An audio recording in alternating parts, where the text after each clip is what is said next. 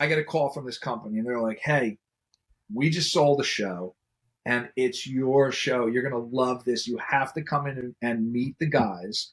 They're like Jimmy Kimmel and Adam Carolla, and I'm like, I mean, sorry, I wasn't too in tune to pop culture. Jimmy was Jimmy the sports guy, and I'm not.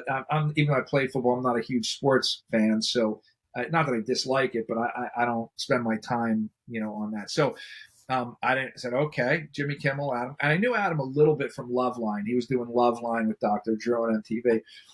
And I said, listen, guys, I said, I got my own company. It was a little bit of ego, a little bit of big shot. I got my own thing, whatever. They're like, no, come in, watch the show, meet the guys. Thank God they did. I'm forever grateful that they did this.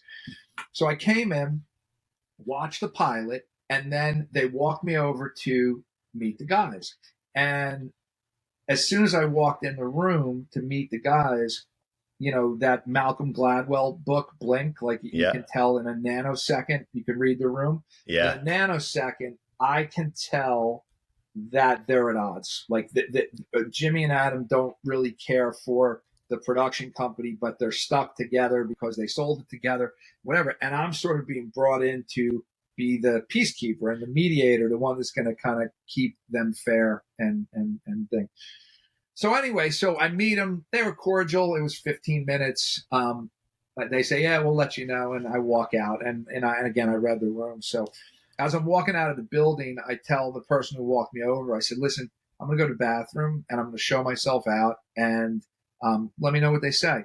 So they leave. I go to the bathroom. I double back. I knock on the door for Jimmy and Adam. I walk in and I'm like, listen, guys, I know what's going on here. And I know there's like a little distrust because, they're bringing me in and this and that. The other thing I said, look, I'm very fair.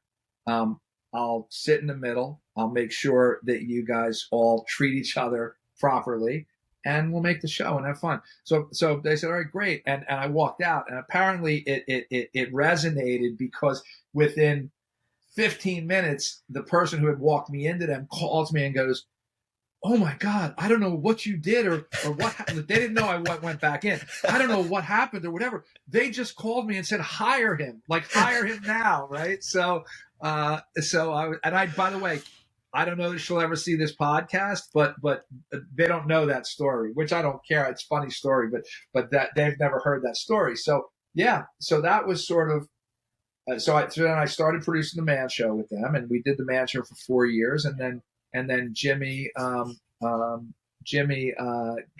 the late night show on ABC, and we went over. I mean,